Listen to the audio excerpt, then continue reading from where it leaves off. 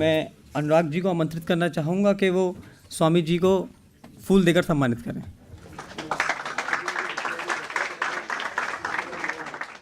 मित्रों, पहले मैं आपके संगठन IBPTL को मैं बधाई देता हूं कि आपने ये कॉन्फ्रेंस को आयोजित किया है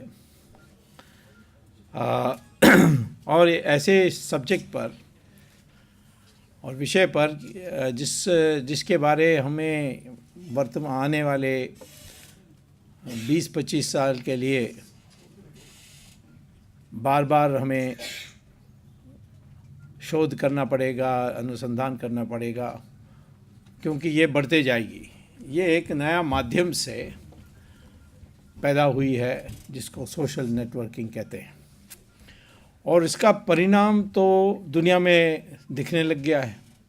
जो इजिप्ट में कोई सोचता नहीं था, अब उसके इजिप्ट की जो अपराइजिंग है, उसका विद्रोह जो हुआ है, उसका परिणाम क्या होगा वो बाद में देखेंगे। परंतु ऐसा कुछ हो सकता है कि जब एक राष्ट्रपति की इतनी ज़बरदस्त पकड़ थी कि वो 35 साल राष्ट्रपति रहे, उनको 2-3 महीने के अंदर उखाड़ के फेंक दिया। जो सबसे बड़े क्रूर अधिनायकवादी या तानाशाही में विश्वास करने वाला गद्दाफी को आखिर में नाला में जाकर छिपना पड़ा। तो ऐसे परिणाम, परिस्थिति और परिवर्तन सोशल मीडिया से हुई है। ऐसे एक रामराई बनी है। आज सीरिया में भी वही चल रही है। तो मैं थोड़ा पहले भूमिका देने चाहता हूँ कि हम लोगों के जो प्रचार तंत्र है या आपस में परस्पर अपने विचारों को बताने के लिए और लेने के लिए जो तंत्र बने हैं या यंत्र बने हैं, वो किस प्रकार से उसकी एवोल्यूशन हुई है। एक ज़माने में हम सब जवानी यानी बोलते थे और आपस में, और उससे प्रसारण होता था। और इसमें कभी एक आप जो कहते हैं वो आखिर में दूसरे व्यक्ति के पास सही रूप में पहुंचेगी, इस पर कोई निश्चितता नहीं थी। स्कूल में पता नहीं आप लोगों को याद होगा कि जब मैं तो स्कूल में था तब ये खेल होती थी कि क्लास को लंबे लाइन में खड़ा कर देते थे और टीचर एक संदेश आखिर में खड़ा हुआ स्टूडेंट है उसको देते थे और कहते थे कि तुम कान में जो तुम्हारे सामने खड़ा हुआ है उसको बताओ, और वो दूसरे को बताएगा। ऐसे ये कड़ी में जाकर आखिर में जो सबसे आगे खड़ा है उसको संदेश मिलेगी, और वो संदेश क्या है वो बोलेगा। तो हर बार हमने देखा ये जब ये खेल हुआ कि टीचर कहता था या कहती थी कि आज मौसम अच्छा है, और वो हम दूसरे को कहें आज मौसम अच्छा है, और आखिर में यहाँ कई लोग हैं कहते हैं कि हमें हिंदी नहीं समझ में आ रही है। हाँ, वेबकास्ट पीपल नहीं, वो आखिर में ओके ऑल इंडिया। ओके, तो मैं मिक्स नहीं करूँगा, परंतु एक पैराग्राफ हिंदी में और दूसरा पैराग्राफ अंग्रेजी में ऐसा करूँगा।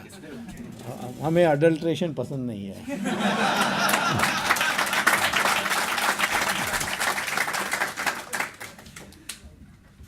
तो ये आखिर में यानी जो आखिर में खड़ा हुआ है उसको टीचर ये कहते थे कि संदेश आज का है कि मौसम अच्छा है, और वो आगे बताएगा। बताते जो पहला स्टूडेंट खड़ा है जो बोलेगा कि कल हमारी युद्ध पाकिस्तान के साथ होने वाली है।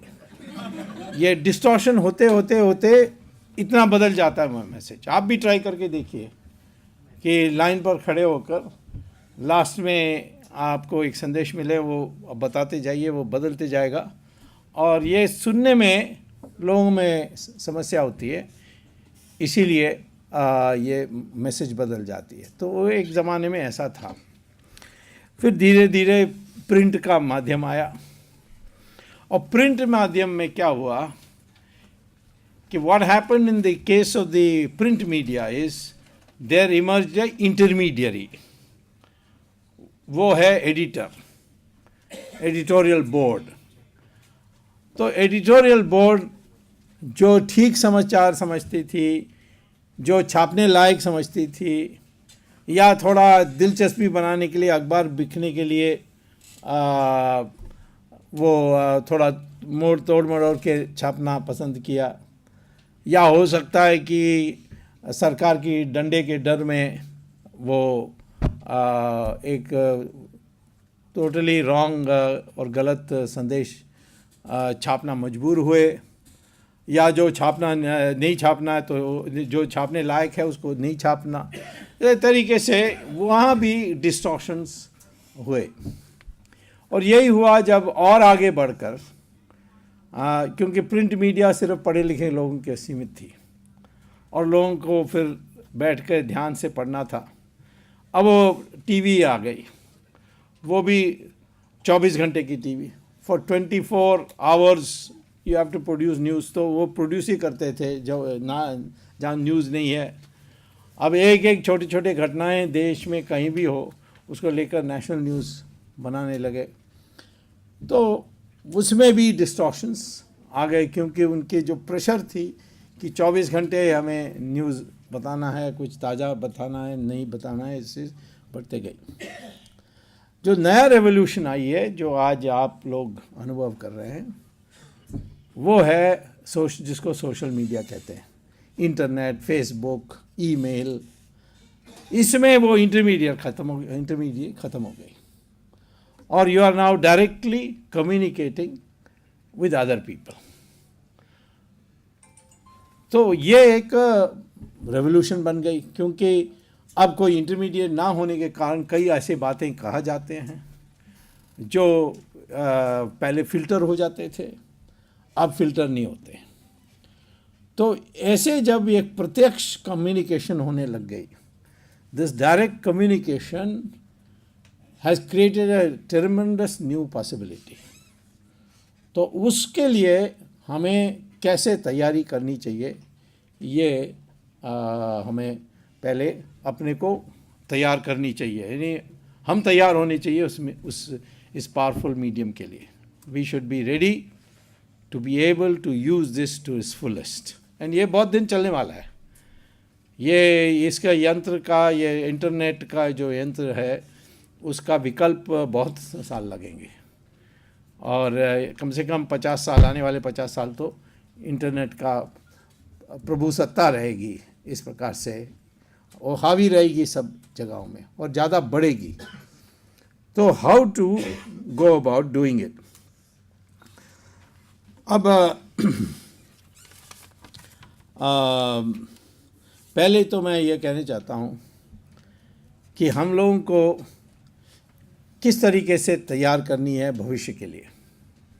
दिस न्यू इंफॉर्मेशन रेवोल्यूशन, ये इंफॉर्मेशन रेवोल्यूशन के अतिरिक्त इस सेंचुरी को कहते हैं ये नॉलेज रेवोल्यूशन है। ऐसे नई नई चीज़ें बनने वाली हैं जिससे सारा रेवोल्यूशन हो जाएगा, यानी सारा बदल जाएगा, मामला कम्प्लीटली बदल जाएगा। जैसे हाइड्रोजन फ्यूल सेल्स है, ये हाइड्रोजन फ्यूल सेल्स का लगभग रिसर्च पूरा हो गया है, सारा जो शोध का कार्य और अनुसंधान का कार्य है वो हो गया है। और वो हाइड्रोजन फ्यूल सेल्स का उपयोग किस में होगा? मोटर गाड़ी में होगा, और मोटर गाड़ी में होगा तो पेट्रोल की ज़रूरत नहीं होगी, और पेट्रोल की ज़रूरत नहीं होगी तो फिर ये अरब का जो संपत्ति है वो ख़त्म हो जाएगी, और उन सारे अरब देश दोबारा तंबू और ऊंट के पास वापस जाना पड़ेगा।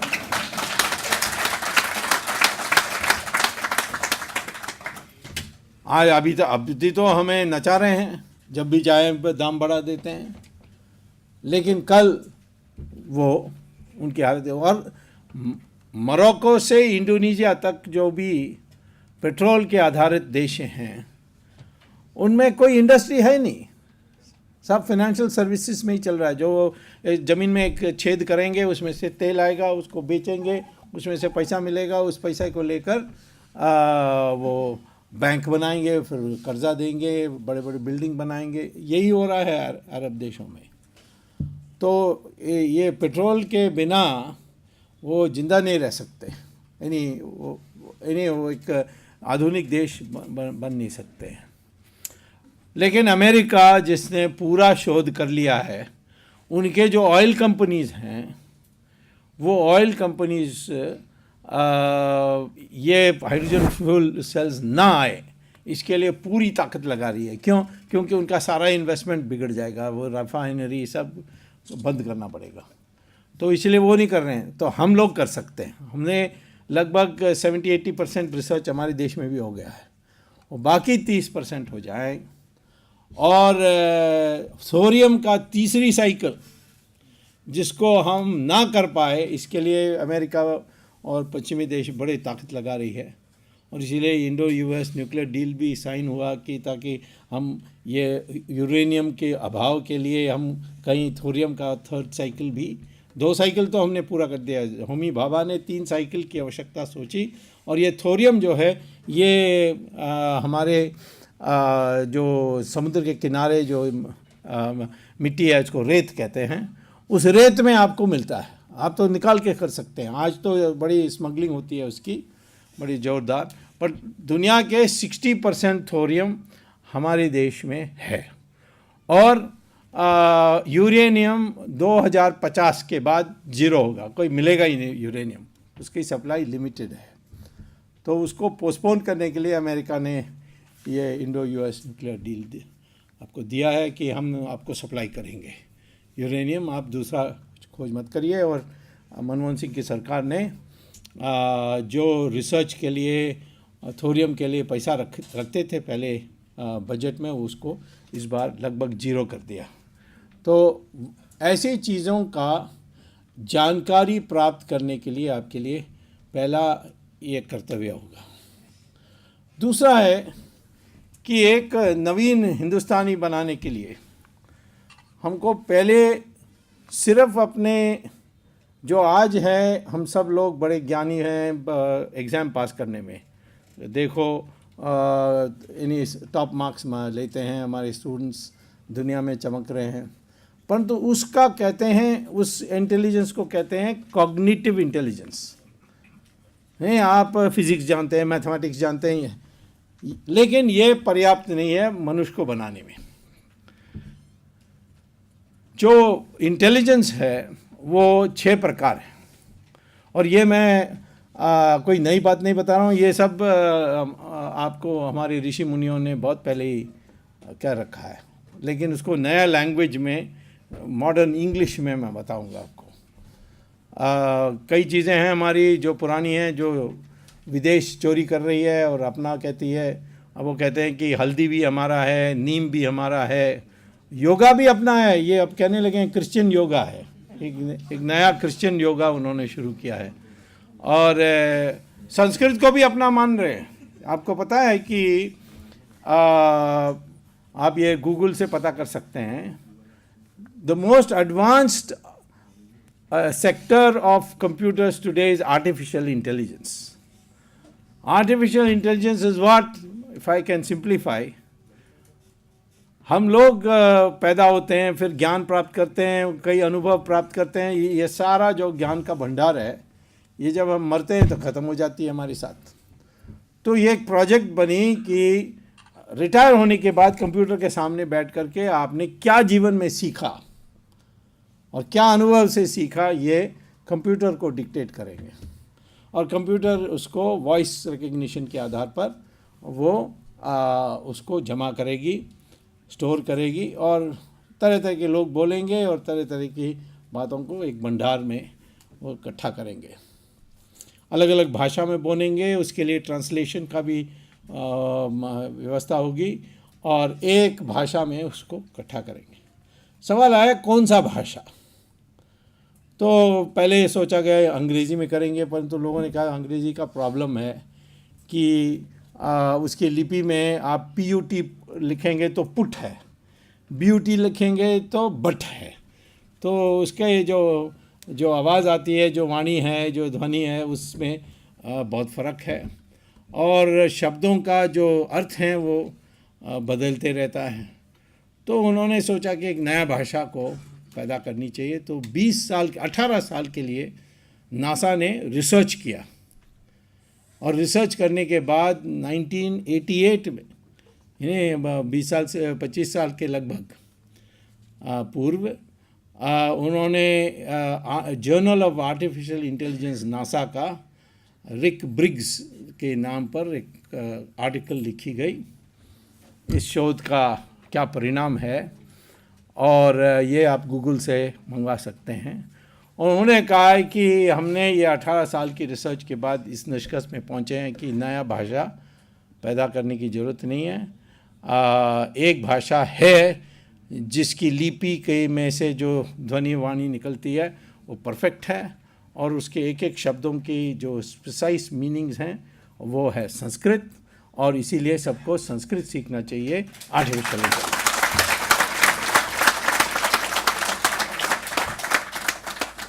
तो कंपलसरी कर दिया उन्होंने संस्कृत के लिए। आर्टिफिशियल इंटेलिजेंस नासा में पढ़ना है तो आपको संस्कृत भी पढ़ना है।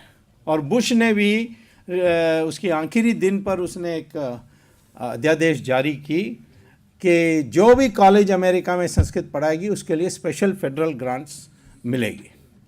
अब हमारे देश में वो कहेंगे संस्कृत पढ़ोगे, कहते हैं ये कम्युनल आदमी है, कहाँ से इसका।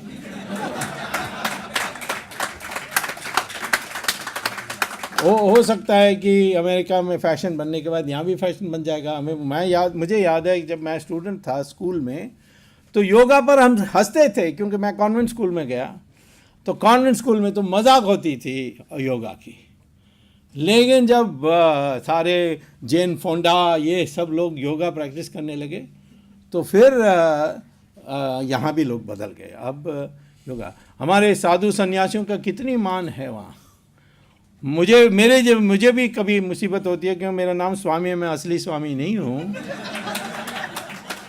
डायरेक्टरी में मेरा नाम देख लेते हैं तो मेरे पीछे पड़ जाते हैं कि हमें वेदना है, हमारे मनस में अस्थिरता है, तो आप हमें सिखाइए कैसे स्थिरता ला सकते हैं। तो ये एक हमारे जो हमारे ऋषि मुनियों ने जो ज्ञान प्राप्त की, इसके बारे हम लोगों को पता नहीं है, क्योंकि 200 साल में अंग्रेज़ों ने ऐसे सिलेबस बदल दी कि हम लोगों को अपना असलियत क्या है अभी पता नहीं है। तो मैं भविष्य के लिए कहता हूँ कि एक नया हिंदुस्तानी तैयार करनी है, और उसके लिए हमारे जो पूर्वजों ने जो ज्ञान प्राप्त की और ज्ञान के को भंडार तैयार की, उसको हमें सीखना चाहिए। और मैं कहता हूँ कि इंटरनेट के ज़रिए या आपके ट्वीट के ज़रिए या आपके फेसबुक के जो भी हो, धीरे धीरे आपको कहीं ना कहीं संकल्प करके, कभी टाइम निकाल करके आपको संस्कृत सीखना चाहिए। क्योंकि उस संस्कृत में बोलने से वो वाइब्रेशंस पैदा होते हैं जिससे आप में ट्रांसफॉर्मेशन होती है। तो मैं पहले कहता हूँ कि बुद्धि के आयाम 6 हैं, और उस 6 में एक है जो फिज़िक्स, मैथमेटिक्स, ये सब, इसको कॉग्निटिव साइंसेस कहते हैं, कॉग्निटिव इंटेलिजेंस। दूसरा है जिसको कहते हैं इमोशनल इंटेलिजेंस। ये वेद में इमोशनल नहीं लिखा है, परंतु ये आजकल अमेरिका में जैसे हार्वर्ड के एजुकेशन डिपार्टमेंट जब पढ़ाते हैं तो उसको इमोशनल इंटेलिजेंस, पुस्तक भी छपा है, जो सम कोलमन, आप हाँ गेलमन, कोलमन, ऐसा कोई कोलमैन, हाँ। तो इमोशनल इंटेलिजेंस क्या है कि आप उस भाषा में बोलनी चाहिए जिससे बोल रहे हैं वो आपके पक्ष में हो जाए, या आपकी बात को सुनने के लिए तैयार हैं, स्वीकार करने के लिए तैयार हैं। कम से कम उसमें वो नफ़रत नहीं पैदा होना चाहिए, एक क्रोध नहीं पैदा होना चाहिए। ऐसी भाषा की उपयोग करनी चाहिए। तो उसको इमोशनल इंटेलिजेंस है, how to speak in such a way that your ideas find easy acceptability। वो एक कला है, और उस कला का दुरुपयोग हो सकता है। हिटलर के पास ये कला थी, पर तो उसके पास अब उसने दुरुपयोग किया।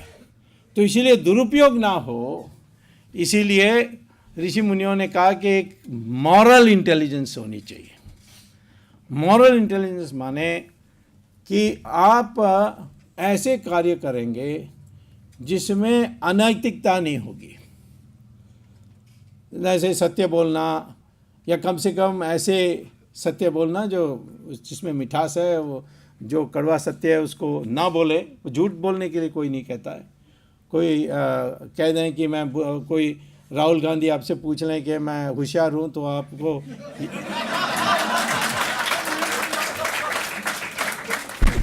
आपको जवाब ये नहीं होना चाहिए कि हाँ हाँ आप बहुत होशियार हैं, ये झूठ हो गया। अब क्या,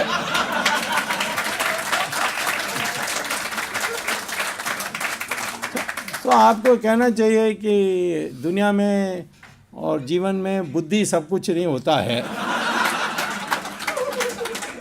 ये इससे इमोशनल इंटेलिजेंस। आप उसको कह रहे हैं कि तुम्हारे पास बुद्धि नहीं है तो कोई परवाह नहीं है, ये सब कुछ होता नहीं है, और भी चीज़ें हैं दुनिया में। इसको इमोशनल इंटेलिजेंस कहते हैं।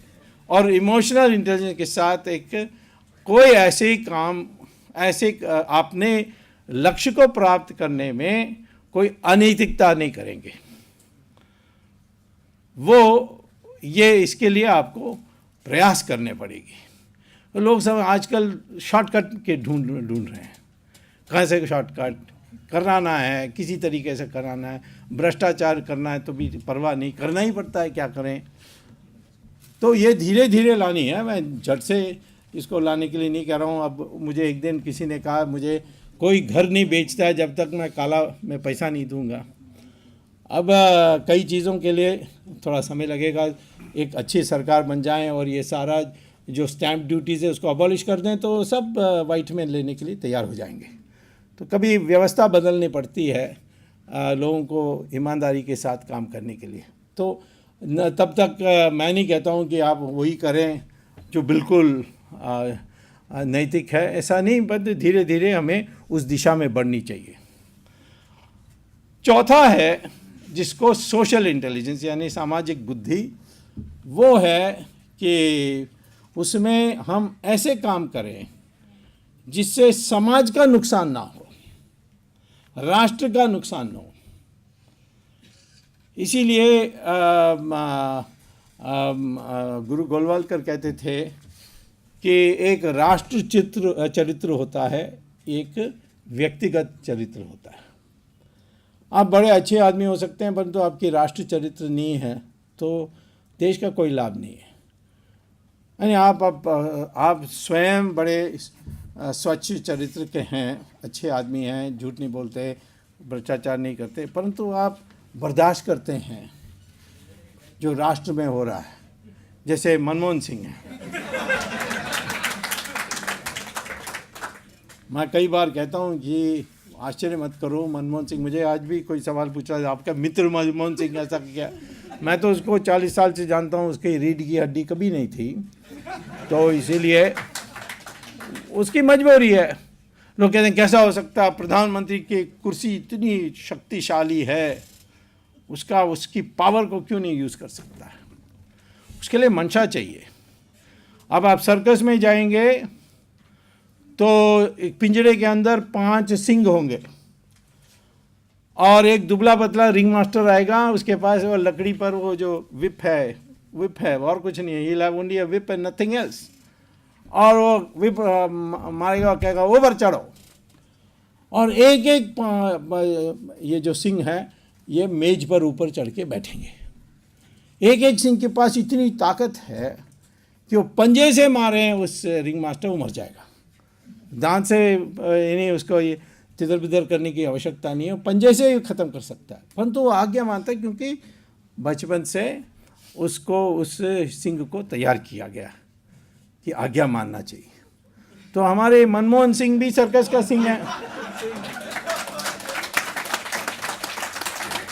वो रिंग मिस्ट्रेस कहना चाहिए।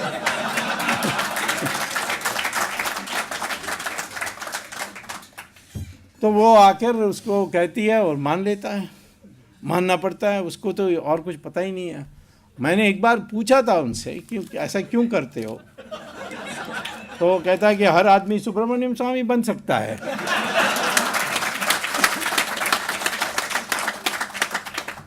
तो मैं अब तो कहता हूँ कि ये जो मंशा है ये बहुत अति महत्व की है।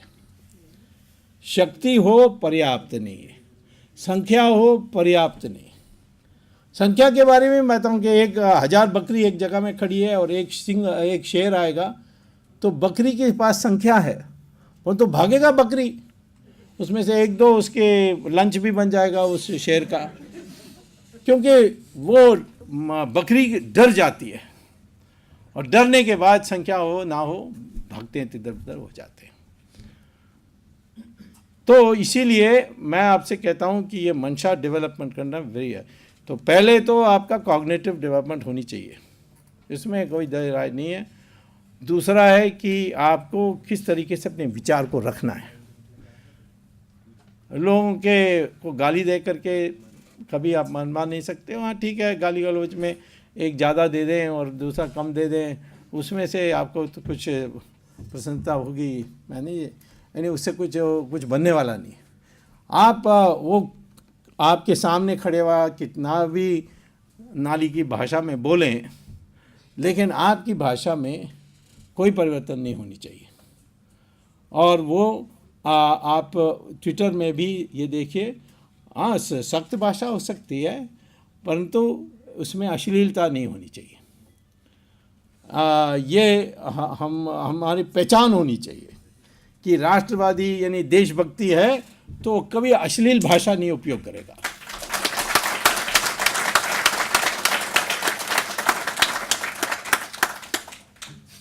फिर एक ऋषियों ने कहा था, अब अमेरिका में सिखा रहे हैं, उसको कहते हैं स्पिरिचुअल इंटेलिजेंस। स्पिरिचुअल इंटेलिजेंस क्या है? अब हमारी ऋषियों ने कहा कि ये जो कॉस्मोस है, जैसे हम पृथ्वी से बाहर ऊपर जाते हैं तो सारा जो है वातावरण, आसमान जिसको कहते हैं, या यानी अपने स्पेस कहते हैं अंग्रेजी में, वो है कॉस्मोस। उसमें सब कुछ है, ज्ञान, सारे ज्ञान जो भी अतीत और भविष्य सब ज्ञान उसमें है। और आपको अपने ध्यान योगा या मेडिटेशन या कंसंट्रेशन या जो भी है उससे आपका माइंड उससे कनेक्ट होना चाहिए, तब आप जीनियस हो जाएंगे। ये बहुत मुश्किल का काम है, इसके लिए बड़ी साधना, इसलिए तपस्या बहुत होते हैं और ऋषि मुनियों ने करके दिखाया है। और कई लोग होते हैं जो भविष्य की भविष्यवाणी करते हैं, उनको कैसा पता है जो हम नहीं कर सकते? वो इसीलिए क्योंकि उनका, इसको कहते हैं न्यूरल वाईफाई। ये जो कनेक्शन है ये न्यूरल माने ब्रेन, उसका वाईफाई। अब ऐसा है तो आपको आप पता है, देखिए एक छोटा सा मोबाइल फ़ोन्स है, आप दुनिया में बात कर सकते हैं। कहाँ देखते हो आप? तो साउंड वेव्स तो देखते नहीं हो, सिर्फ मोबाइल आपके हाथ में, और मोबाइल उधर 10,000 मील के दूर में उसके हाथ में है, और दोनों के बीच में बातें होती है। आजकल तो वीडियो भी देख सकते हैं 3G में। तो ऐसा है, ये ऋषियों ने हमको कहा है। और इसमें धीरे धीरे, मैं नहीं कहता हूँ कि अभी, ये धीरे धीरे शुरू करनी चाहिए, और ये अपने आप नहीं करनी चाहिए, उसको आपको कोई गुरु होना चाहिए। मे बी श्री रविशंकर के आश्रम में आप थोड़ा सीख सकेंगे, क्योंकि वो बहुत ज्ञानी हैं। और उनके देखिए आश्रम में दुनिया भर से लोग आए हुए आते हैं, भरते हैं, बड़ी संख्या में आते हैं। क्या बात है, कोई रविशंकर को देखकर कोई समझेगा कि ये कोई मॉडल है? ये तो साधारण कपड़ा पहनता है। मैं जब विद्यार्थी था हार्वर्ड में PhD लेने के लिए गया था, तो मुझे एक क्लासमेट ने एक दिन पूछा कि तुम्हारे हिंदुस्तानी में कुछ खराबी है। मैंने कहा क्यों? आपने नेता उस आदमी महात्मा गांधी को मान लिया जो ठीक से कपड़ा भी नहीं पहनता है। तो उनके देशों में ठीक से कपड़ा पहनना होता है, सूट बूट, चमका हुआ जूता, परंतु हमारे देश में जयप्रकाश हो या महात्मा गांधी हो, उनके किस प्रकार के कपड़े पहनते हैं हम दिखते नहीं हैं। जितना कम पहनते हैं उसको उतना त्यागी समझते हैं। हमारे साधु सन्यासी भी देखिए भगवा पहनते हैं। पोप का देखिए कितना सजा हुआ है, वो सैटिन और डायमंड नेकलेस, ये और सैफायर नेकलेस, दुनिया भर के उसके टोपी में कितने ज्वेल्स हैं, और मुल्लाज में भी ऐसे ही हैं। तो मैं कहता हूँ कि इस देश में हमारे ऋषि मुनियों ने ये स्ट्रक्चर बनाई है कि सबसे उच्च है ज्ञान और त्याग, और जो ज्ञानी है और त्यागी है वही है ब्राह्मण। ये ब्राह्मण जो पैदा हुआ है ये नहीं है। आप अपने को ब्राह्मण कहें और बाटा शू कंपनी में एग्जीक्यूटिव डायरेक्टर हैं, वो नहीं हो सकता। उसमें कोई बुरा नहीं है कि आप बाटा शू कंपनी में डायरेक्टर हैं, परंतु जो जिस मंशा से बनी थी हमारी वर्ण व्यवस्था वो तो अब ख़त्म हो गई है। अब इसको सुधारने में बहुत मुश्किल है। तो इसलिए ज़्यादा अच्छा है कि हम पहले अपने को सबको हिंदुस्तानी कहें। हिंदुस्तानी माने हिंदू या अन्य धर्म के लोग जो ये स्वीकार करने के लिए तैयार हैं कि हमारा पूर्वज हिंदू है। और ऐसे ही है, आई मीन डीएनए स्टडीज़ अब तो यही कहता है, ये देखिए हम अलग हैं, सब बकवास है। ये आर्यन द्रविडियन थियरी सब नॉनसेंस है। मैंने रिसर्च भी किया था और पता किया कि ये जो राज ठाकरे है उसका डीएनए और यूपी टैक्सी वाला का डीएनए एक ही है। क्योंकि राज ठाकरे डीएनए के लिए आपको बाल से भी पता कर सकते हैं। तो मेरा एक मित्र था, उसके साथ वो हेयर ड्रेसिंग सैलून जाता था, तो मैंने कहा एक दिन उसका बाल लेकर आना। तो मिलने के बाद मैंने 10 रुपया दिया एक टैक्सी ड्राइवर को कि कहा तुम्हारा बाल का एक सैंपल दे दो। उसने सोचा मैं पागल हूँ, फिर भी दे दिया उसने। और उसका मैंने हैदराबाद में लेबॉरेटरी भेजा तो पता किया तो डीएनए एक ही है। सब भी अब तो रिसर्च छपी है in Cambridge university, Houston university, Mysore university, where shows DNA is the same. कई कहते हैं कि स्किन कलर में फ़र्क है। Skin colour is got nothing to with race, that is got to do with pigmentation. जितना आप धूप में घूमेंगे उतना आपका स्किन कलर बदलेगा, और जितना आप ठंडे मौसम में रहोगे उतना स्किन कलर सफ़ेद बनेगा। और आप जाकर डॉक्टर के पास जाकर आप पिगमेंटेशन निकाल दोगे तो आपका स्किन कलर बिल्कुल वाइट हो जाएगा। वो माइकल जैक्सन ने वही तो किया। उसने जाकर प्लास्टिक सर्जन से कहा कि मेरा पिगमेंटेशन हटा दो, he became a white man. तो ये स्पिरिचुअल इंटेलिजेंस डेवलप करने के लिए लॉन्ग टर्म प्रोजेक्ट होनी चाहिए। ये तुरंत अभी लाना मुश्किल है, बट वो भी डेवलप करनी है कि जिससे आपका इंट्यूशन बढ़ेगा, आपका मेमोरी बढ़ेगा, and you will become a different person all together. Finally जो हमारे ऋषि मुनियों ने कहा है कि we must develop environmental intelligence, माने ऐसे ही आप काम करें जिससे एनवायरनमेंट दूषित ना हो। कूड़ा का सवाल हो, हम लोग समझते हैं घर के साफ रहें, परंतु घर के बाहर कूड़ा को डाल दें, सड़क में पड़े रहे, बदबू आए, फ़र्क नहीं। घर शुद्ध होना चाहिए, बाहर तो सार्वजनिक है वो खराब। ये एक एनवायरमेंटल कॉन्शियसनेस लाने के लिए इस तरीके से आप एक नवीन हिंदुस्तानी बन सकते हैं, जो हमारे भविष्य में जो आप ट्वीट करेंगे तो इस तरीके के लोगों को तैयार करेंगे तो हिंदुस्तान एक दूसरा देश बन जाएगा, दूसरे किस्म के देश, दूसरे प्रकार के देश बन जाएगी। दो तीन बातें हैं जो मैंने अमेरिका में पढ़ाने के कारण मैंने देखा।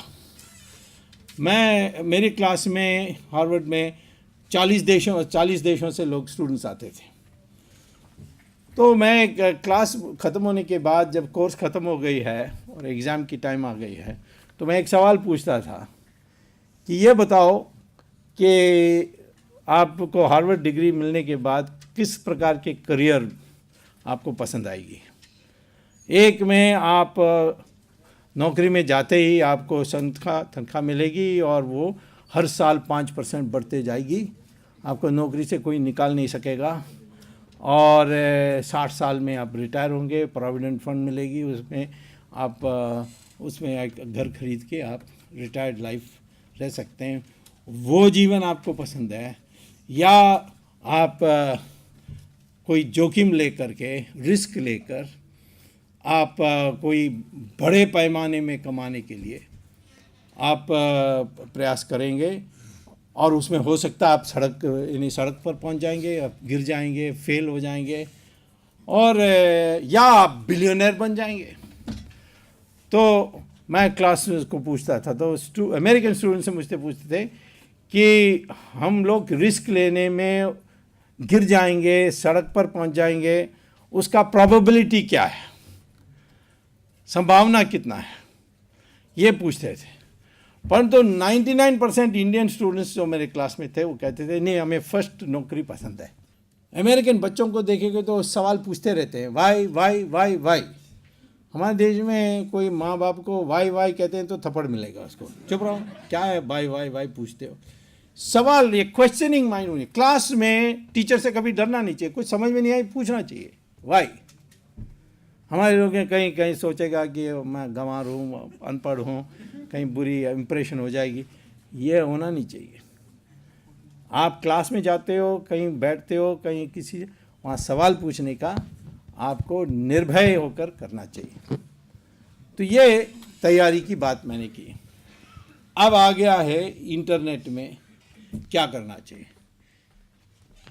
अब एक नया फ्रेज आई है, इंटरनेट हिंदू, सागरी का गोश्त। हाँ, उसको दूसरा नाम भी लोगों ने दिया है, पगली का खोज।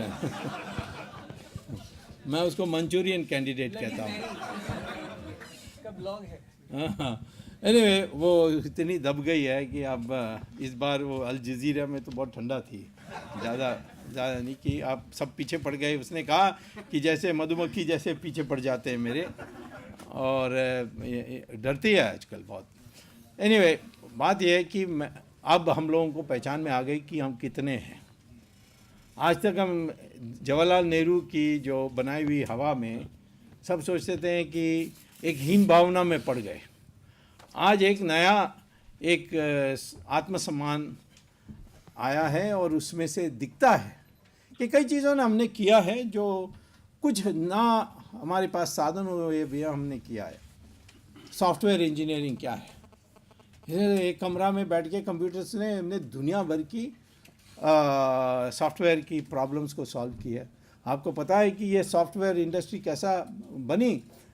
अमेरिका को डर आ गई थी 1995 में कि 2000 में कंप्यूटर, क्योंकि कंप्यूटर सारे जो साल का रिकॉर्ड्स रखते हैं वो लास्ट 2 डिजिट्स में करते हैं। 1995 को 95 लिखते हैं, 1996 को 96 लिखते हैं। तो इनको सबको डर आ गई कि 2000 में कहीं 1900 पहुंच जाएगी सब कंप्यूटर तो बेड़ा गर्क हो जाएगा। तो कौन सी सॉफ्टवेयर हम लाएं जिससे कंप्यूटर 2000 को 00 को 2000 माने। उसको कह रहे थे, उसका नाम था Y2K। हाँ, उसके लिए उन्होंने खूब पैसा दिया इजराइल को, यूरोप को और इंडिया को। तो एक इंडियन कंपनी ने वो विनोद धाम ऐसे लोगों का, हाँ, उन्होंने ये सॉफ्टवेयर पैदा की जिससे कंप्यूटर का ट्रांजिशन स्मूथली 1999 से 2000 गई। उस पैसे में कई कंपनीज बन गए और फिर बढ़ते गए। आज जापान में एक प्राइज़ है, इसको कहते हैं डेमिंग प्राइज़। डेमिंग एक प्रोफेसर था हार्वर्ड में, क्वालिटी कंट्रोल का आदमी था, प्रोफेसर था। उसके नाम पर एक प्राइज़ है, ऑटोमोबाइल स्पेयर पार्ट्स एंसिलरीज। हर साल हिंदुस्तान जीतती है। इंडिया के सुंदरम, टीवी सुंदरम, ऐसे जो कंपनीज हैं वो हर साल जीतते हैं। We are considered the best producers of automobile ancillaries. Top quality, कोई डिविएशन नहीं, प्रिसीशन ऑन मेजरमेंट्स एक्सेट्रा, ये हमने करके दिखाया है।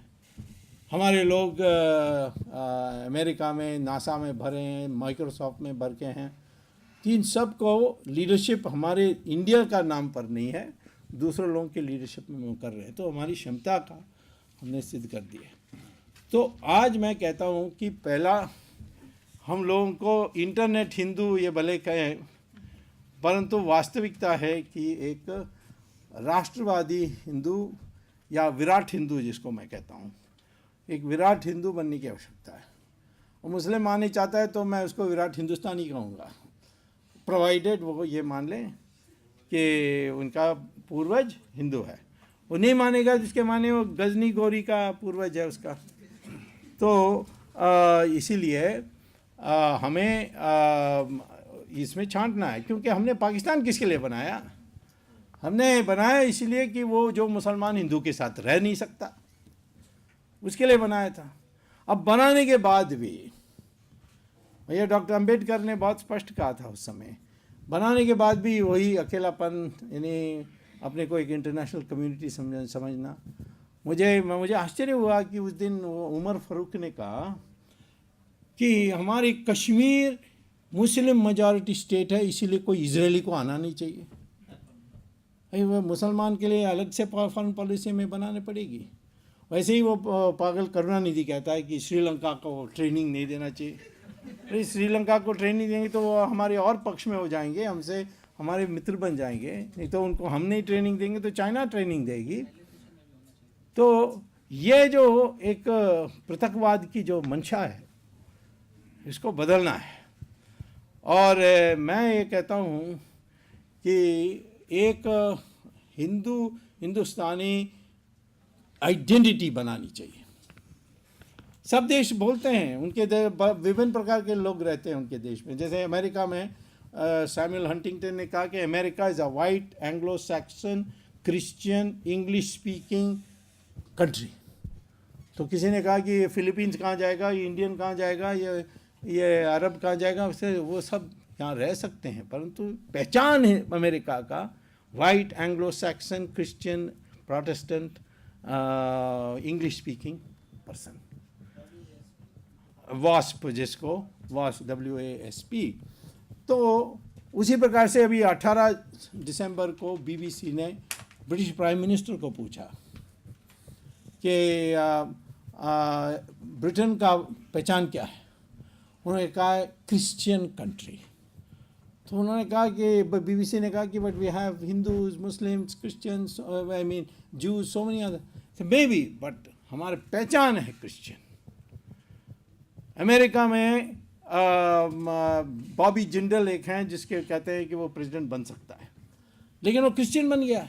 वो बड़े कट्टर हिंदू फैमिली से आता है, लेकिन वो क्रिश्चियन बन गया। क्यों बन गया? कहता है कि मुझे कहा उसने कि मुझे वोट नहीं मिलेगी अमेरिका में, मैं क्रिश्चियन नहीं हूँ। तो और बराक ओबामा को भी कितना नचाते हैं, ये क्रिश्चियन हो नहीं हो, तुम्हारा बीच का नाम हुसैन है।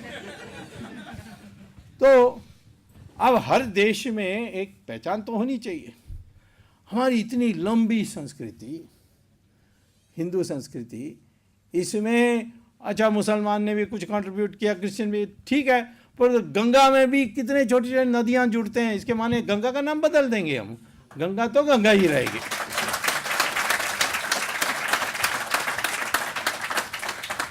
तो इसको प्रोपेगेट करना चाहिए कि वी आर। और मैं ये कहाँ कहता हूँ कि किसी को इस देश का हक नहीं है। मैं कहता हूँ तुम मान लो पूर्वज, तो तुम्हारी देश उतना ही बन जाती जितनी मेरी है। और इसलिए धर्म बदलने से संस्कृति नहीं बदलती। जब ये अपने को इंटरनेशनल बनाते हैं कि इजराइल को अरब देश पसंद नहीं करते, इसलिए हम भी नहीं पसंद करेंगे क्योंकि हम मुसलमान हैं, ये कैसा होगा? हमारे देश के लिए इजराइल ने कितना मदद की है, और ये यहूदी लोग कितने बुद्धिमान हैं और कितने पिट के आए। एक ही देश में पिटाई नहीं हुई, वो हमारे देश। और जब इजराइल बनी तो पहला प्रस्ताव पार्लियामेंट में पास हुआ, धन्य हो ये भारतीय, एक देश दुनिया में जहां हमारी शोषण नहीं हुई वो है हिंदुस्तान। हम जब 100% थे, हमने किसी को तकलीफ नहीं दिया।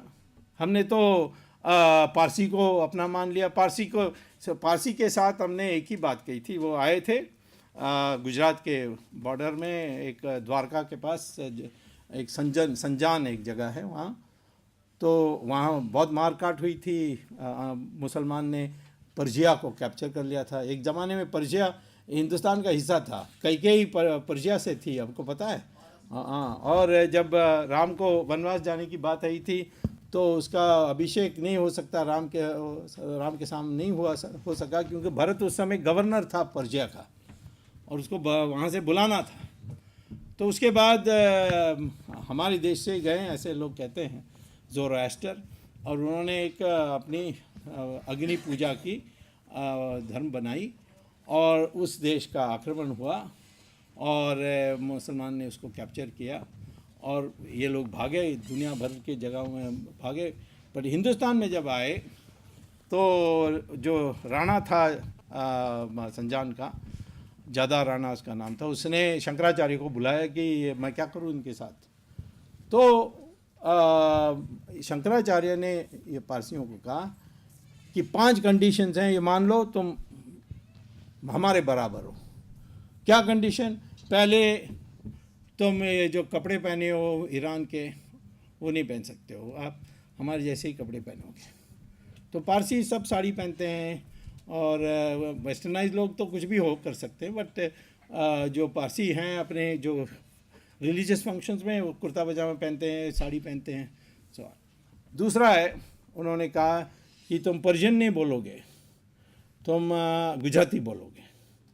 तो पर्शियन छोड़ दिया, अब पारसी तो गुजराती बोलते हैं, उनको पर्शियन आता नहीं है।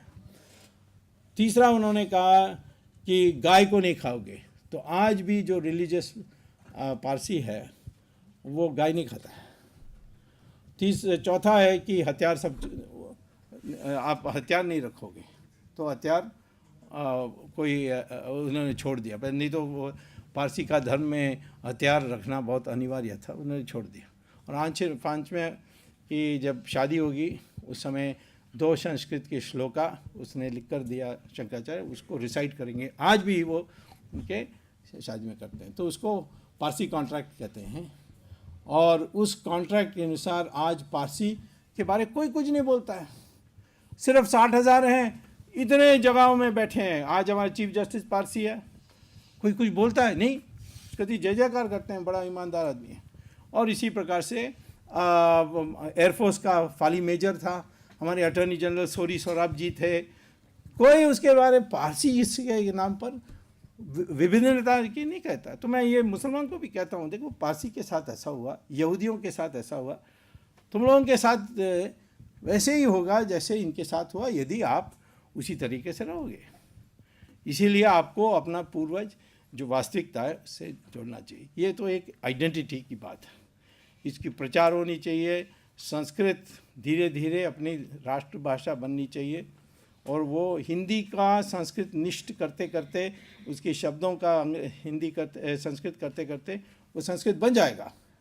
जब शंकराचार्य ने बौद्ध धर्म को हराया बातचीत से, शास्त्रार्थ उसको कहते हैं, तब शिष्यों ने पूछा कि ये पाली को हम बहिष्कार करें। तो कहा नहीं, पाली को संस्कृत शब्द जोड़ते जाओ, एक दिन पाली संस्कृत बन जाएगा। और वैसे ही हुआ, पाली चले गई और संस्कृत वापस आ गई। तो संस्कृत हिंदी के ज़रिए हम इसको धीरे धीरे संस्कृत बना सकते हैं। और हमारे हर भाषा में संस्कृत के शब्द हैं। तमिल में भी 40% शब्द संस्कृत के हैं। मैंने करुणानिधि को एक बार समझाया था ये, मैंने कहा आपका नाम ही संस्कृत है, करुणा और निधि। तो फिर उसने कहा कि नहीं, असली बात है कि ये संस्कृत ने तमिल से चोरी की हुई शब्द है। मैंने कहा कम से कम बराबर तो है, एक जैसा तो है, इतना तो मानते हो क्या हम चोरी करें या वो चोरी करें, इसका नहीं। तो हर भाषा में शब्दें जो हैं अनेक हैं। मलयालम में तो 80-90% संस्कृत शब्द हैं, बंगाली में भी ऐसे ही है। सो हर भाषा में संस्कृत शब्द कॉमन होने के कारण हम संस्कृत को धीरे धीरे ऑल इंडिया लैंग्वेज बना सकते हैं और उसको साइंस में भी पढ़ा सकते हैं, सब कुछ कर सकते हैं। अंग्रेज़ी तो सीखना है, वो इंटरनेशनल लैंग्वेज है ही, लेकिन हिंदी संस्कृत को लाने के लिए हम लोगों को प्रचार करना चाहिए। और तीसरा जो मैं वास्तव में ट्वीट्स को धन्यवाद देना चाहता हूँ इन दिनों में जो भी मैंने 2G में किया है, और ख़ास तौर पर चिदम्बरम को पकड़ने में, ये आपके ट्वीट लोगों ने मुझे बताया कि आपको पता है कि कार्तिक का कंपनीज ये हैं। अब वो कौन है मैं नहीं जानता हूँ, क्योंकि उसका पहचान उसमें पूरा नहीं है, लेकिन उसने कंपनी सारी दे दी। मैंने इतना ढूंढा, मिला नहीं, परंतु उसने सारा 12 दे दी। मुझे लगता है उसके परिवार के ही किसी ने ट्वीट करके बताया। तो ये जानकारी देने का, कोई भी पढ़ते हो, कहीं भी पढ़ते हो, वो जो आप लोग कर रहे हो उसको और करो। हम सब लोगों को ज्ञान प्राप्त करना और जानकारी प्राप्त करना बहुत आवश्यक है। और चिदम्बरम के बारे लोग मुझे बहुत ट्वीट में पूछते हैं, मैं बता रहा हूँ कि ट्रायल कोर्ट में मैं ज़रूर मेरी पूरी बात नहीं मानी, उसने आधा बात मान ली, वो आधा बात छिप गई, जो मूल बात है उसी पर लोग रह गए। मैंने 2 बातें कही थी ट्रायल कोर्ट में कि राजा ने अकेला फैसला नहीं किया, राजा ने चिदम्बरम के साथ मिलकर फैसला किया, और चिदम्बरम उसकी सीनियर पार्टनर थे, वही बताते थे ऐसा करो, ऐसा करो, ऐसा करो। और दूसरा है कि राजा को तो आपने अंदर कर दिया, तो इसको भी अंदर करो। तो आधा बात मान ली मुझे मेरी ट्रायल कोर्ट के जज ने कि हाँ दोनों ने मिलकर फैसला किया, लेकिन क्रिमिनल मंशा से काम किया चिदम्बरम, ये मैंने प्रूव नहीं किया। अब देखिए, मर्डर में तो क्रिमिनल मंशा, उसको मेंजरिया कहते हैं लैटिन में, वो क्रिमिनल मेंटालिटी दिखाना होता है कि क्रिमिनल इंटेंशन था, लेकिन करप्शन में नहीं। तो मैं सुप्रीम कोर्ट में गया और सुप्रीम कोर्ट ने मेरी बातों सुनकर ऑर्डर्स रिजर्व हो गए, कभी भी आ सकता है, लेकिन 17 तारीख को मैं एक नया केस जोड़ रहा हूँ, वो है एयरसेल मैक्सिस, उसमें तो और भी ज़्यादा पकड़े जाएगा। और ट्रायल कोर्ट में जाकर मैंने कहा कि 25 साल पहले एक नरसिंहार हुआ था मेरठ में, हशीमपुरा, उसमें इसी ने ऑर्डर दिया था। उसके बाद मेरे पास प्रूफ है। उस समय भी मैंने पार्लियामेंट में इस आवाज़ उठाया था। तो अब क्योंकि ये हिंदू टेरर की बात कर रहा है, तो बताएंगे कौन है असली हिंदू टेरर।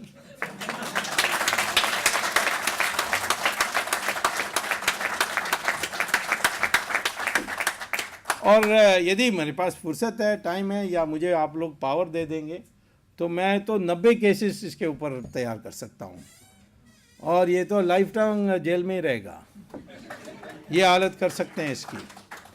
तो मैं तो आपसे ये आखिर में ये कहना चाहता हूँ, आज के सिस्टम, डेमोक्रेटिक सिस्टम में ही आप भ्रष्टाचार को समाप्त कर सकते हैं।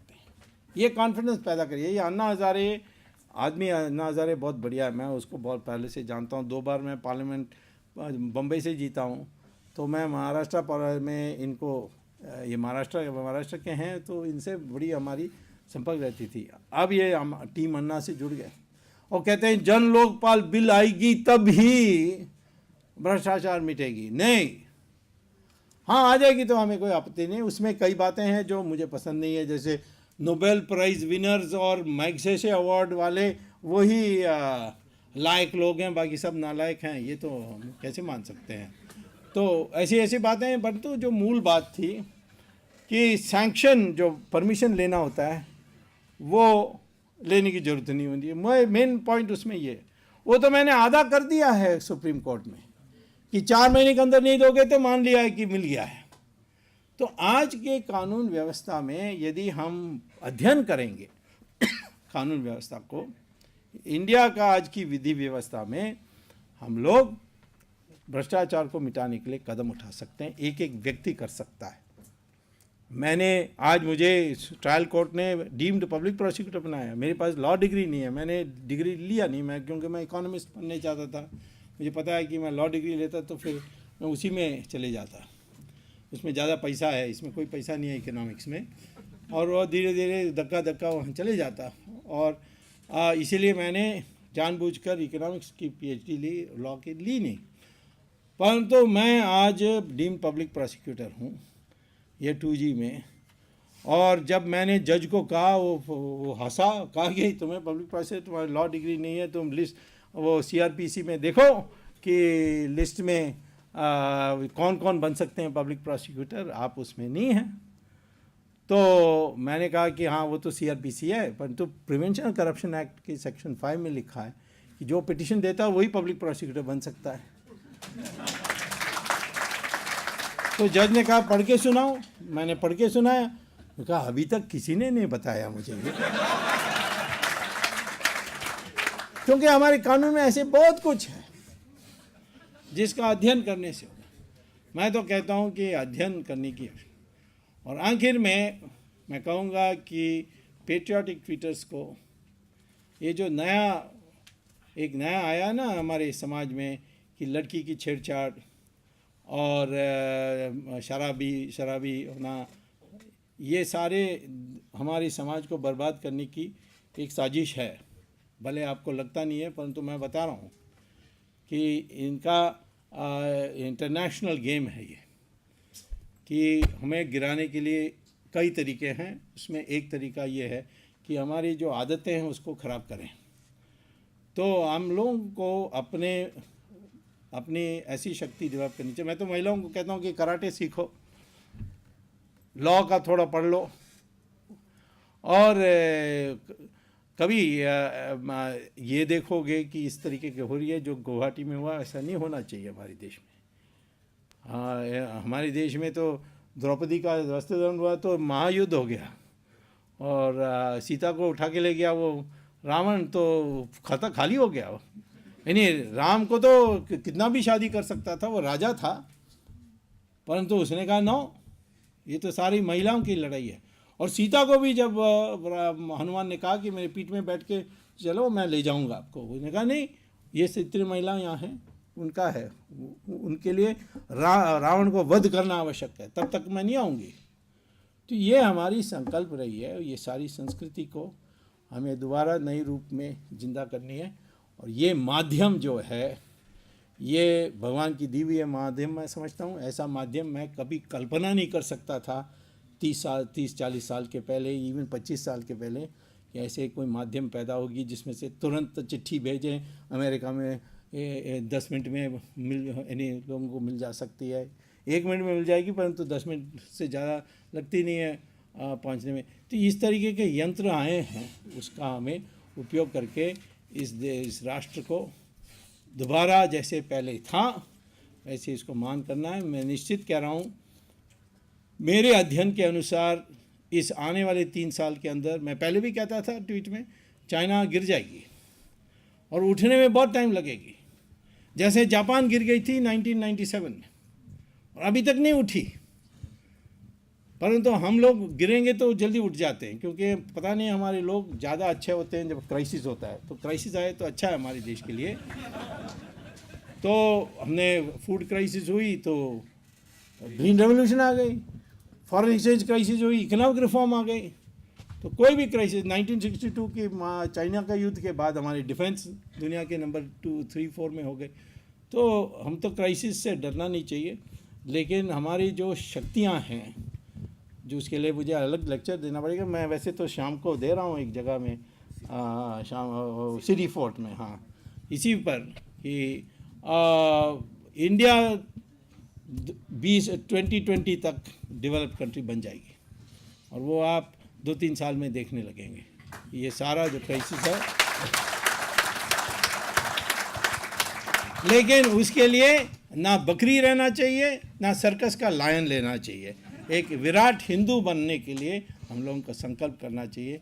यही है आपका भविष्य, और ट्वीट के ज़रिए यही इसी की प्रचार करनी चाहिए। धन्यवाद। स्वामी जी का बहुत बहुत धन्यवाद।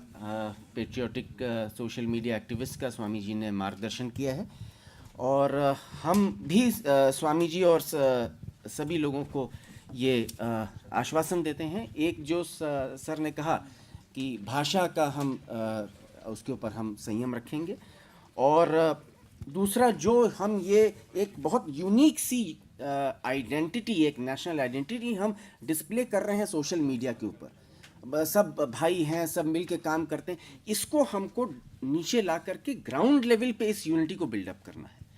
सो इसके साथ ये कुछ क्वेश्चंस आए हैं सर के लिए। तरुण गोयल जी ने पूछा है, try and to give a mix model of economy with blend of swadeshi and imported goods. Economy model में एफडीआई और स्वदेशी का मिक्स मॉडल कैसा होना चाहिए, क्योंकि दोनों ही देश के लिए ज़रूरी हैं। देखिए, पहले स्वदेशी का अर्थ ये है आत्मनिर्भरता। इसके माने ये नहीं कि जो भी आपकी आवश्यकता वो हमारे देश में ही उत्पादन होनी चाहिए। सिर्फ इतना है कि विदेश से कुछ आप मंगवाओगे या खरीदोगे या आयात करोगे, उस आयात के लिए आपके पास निर्यात से पैसा जो मिलती है वो पर्याप्त होना चाहिए, और उससे थोड़ा ज़्यादा होना चाहिए ताकि फॉरेन एक्सचेंज रिजर्व्स भी बने। ये है स्वदेशी का अर्थ। और एफडीआई, किस विषय पर हमें एफडीआई लेनी चाहिए? अब वॉलमार्ट का सवाल है। लोग मुझे कहते हैं कि चाइना ने वॉलमार्ट को स्वीकार कर लिया है। बात तो सही है कि चाइना में वॉलमार्ट है, तो हम क्यों नहीं करें? हम इसीलिए नहीं कर सकते क्योंकि वॉलमार्ट हिंदुस्तान में आएगी तो वो पूंजी 2% इंटरेस्ट में, यानी उसको ब्याज 2% में उसको कर्जा मिल जाती है, और उस 2% की कर्जा लेकर के यहाँ के मज़दूरों का वो फ़ायदा उठाएगी। और हमारे लोग वॉलमार्ट के सामने फिर स्पर्धा में कैसे खड़े होंगे जब उनको कर्जा मिलती है 12% में, 15% में, 18% में? तो ये तो बराबर की लड़ाई नहीं है। हाँ, ये कह दें अमेरिका कि हिंदुस्तान के कोई भी कंपनी अमेरिका में जाकर किसी टेंडर में compete करेगी, जैसे घर बनाने की बात है, सड़क बनाने की बात है, उसमें हिंदुस्तान से मजदूर ला सकती है, तब हम कहेंगे कि हाँ वॉलमार्ट आ सकती है। क्यों? क्योंकि हमारे मजदूर वहाँ जाएंगे तो कोई भी टेंडर होगी हम ही जीतेंगे। क्यों? हमारी मजदूर की जो वेतन है वो अमेरिका के वेतन में बहुत कम है, तो हम लोग टेंडर आसानी से जीत जाएंगे, और यहाँ जो हम खोते हैं वहाँ गेन कर लेंगे। पर वहाँ अमेरिका कहते हैं नहीं नहीं, ये तो इमिग्रेशन प्रॉब्लम है, हम नहीं आने देंगे। वो तो सॉफ्टवेयर इंजीनियर के लिए वो H वीज़ा भी है, वो दुनिया भर के कंडीशन डाल रहे हैं। तो वो कैपिटल ला सकते हैं बिना, यानी उनकी मांग है कि कोई रुकावट नहीं होनी चाहिए कैपिटल आने में, और आपके लेबर का पूल में आपके साथ स्पर्धा में रहेंगे। लेकिन हमारे देश में आप अपना जो सस्ता है माने लेबर, उसको नहीं ला सकते। तो ये तो बराबर की लड़ाई नहीं है। चाइना का दूसरा है। चाइना में कम्युनिस्ट रूल में उन्होंने ये व्यापारी वर्ग है उसको गोली से मार दी, बुर्जुआ कह के उनको ख़त्म कर दी, और सब स्टेट ओनरशिप में चल रही थी। जब उन्होंने मार्केट इकोनॉमी के फैसला की, उनके पास कोई सर्विसेज नहीं है, सर्विस सेक्टर तो लगभग जीरो था, उनके पास ऐसे व्यापारी लोग नहीं थे, तो उन्होंने व्यापारी लोगों को इंपोर्ट करना था। इसीलिए वॉलमार्ट ने व्यापार अपने मजदूर को भी लाए और यानी पूंजी को भी लाए। तो चाइना के लिए ठीक था, हमारे लिए नहीं था। तो ये एफडीआई उसी में लेना चाहिए जिसमें हम लोगों की बराबरी की स्पर्धा होगी। तो फिर तो हम कभी भी तैयार हैं एफडीआई आ जाएं, स्पर्धा में रहें। परंतु ये स्पर्धा नहीं होता है, और ये लोग अपने देश में मुनाफा कमाने के लिए आते हैं। और मैं कहता हूँ कि कितनी भी कंडीशन डाल दो, मुनाफा कमा सकते तो आ जाएंगे। मुझे अभी 2G स्पेक्ट्रम के जो लाइसेंस कैंसिल हुई, लोगों ने कहा एफडीआई का को बुरा असर हो जाएगा। मैंने कहा क्या बात करते हो, यहाँ प्रॉफिट मिल रही है, देखो कितनी भीड़ लगेगी। अभी ऑक्शन का अनाउंसमेंट हुआ है, अब ट्राई का एस्टिमेट है कि 1,76,000 करोड़ रुपए हम खो गए पिछले बार। इस बार हमें 7 लाख करोड़ रुपए मिलने वाली है स्पेक्ट्रम की 2G ऑक्शन से। Total tax bill, tax revenue हमारे बजट में कितना है? 5 लाख करोड़। सब्सिडी कितना है? 2 लाख करोड़। और एक 2G स्पेक्ट्रम में आपको 7 लाख करोड़ मिल जाएगी, तो टैक्स भी नहीं चाहिए, सब्सिडी भी नहीं चाहिए। ऐसे ही हम व्यवस्था कर सकते हैं। कोई हमारे देश में साधन की कमी नहीं है। नीलाम कर दो कोयला को, तेल को, स्पेक्ट्रम को, आपको खूब पैसा मिलेगी। आज यह है कि वो सस्ते दाम पर देते हैं, फिर वो विदेशी कंपनी को बेचते हैं, खूब कमाते हैं, उसमें से थोड़ा पैसा बांट देते हैं, सोनिया गांधी को ज़्यादा और बाकी लोगों को कम, और हमारी देश की लूट हो रही है। तो इसीलिए मैं कहता हूँ FDI कोई बुरा नहीं है, इसमें कोई समन्वय की समस्या नहीं है। हम लोग अपने पाँव पर खड़े हो, हम कोई बाहर से खरीदेंगे तो पैसा देकर खरीदेंगे, किसी की कर्जा से, किसी की यानी दया से हम नहीं रहने वाले। और हम धीरे धीरे ऐसे क्षेत्र में जाएं जहाँ हम सबसे आगे रह सकते हैं। जैसे कृषि है, हमारे गेहूँ और चावल का दाम 1/4, 1/5 है दुनिया के कंपैरिजन में। हमारी देश में जो दूध पैदा होती है गायों की, वो 1/15 है यूरोप का। हमारे देश में कितने गाय हैं? 15 करोड़ गाय हैं। औसत में कितना दूध देती है? 200 लीटर प्रति वर्ष। इजरायली गाय कितनी देती है एक साल में? औसत में 11,000 लीटर। और हमारे 15 करोड़ गाय 11,000 लीटर देने लगे, तो यहाँ मालवीय ऑडिटोरियम को मुझे दूध में तैर करके आना पड़ेगा, इतना दूर हो जाए दूध हो जाएगा हमारे देश में।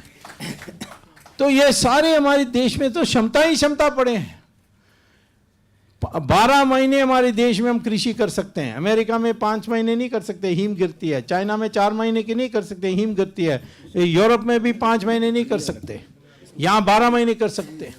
लेकिन कितने फसल बोते हैं हम एक साल में? सिर्फ 25% जमीन में एक से ज़्यादा फसल बोते हैं। अमेरिका में 3 फसल बोते हैं।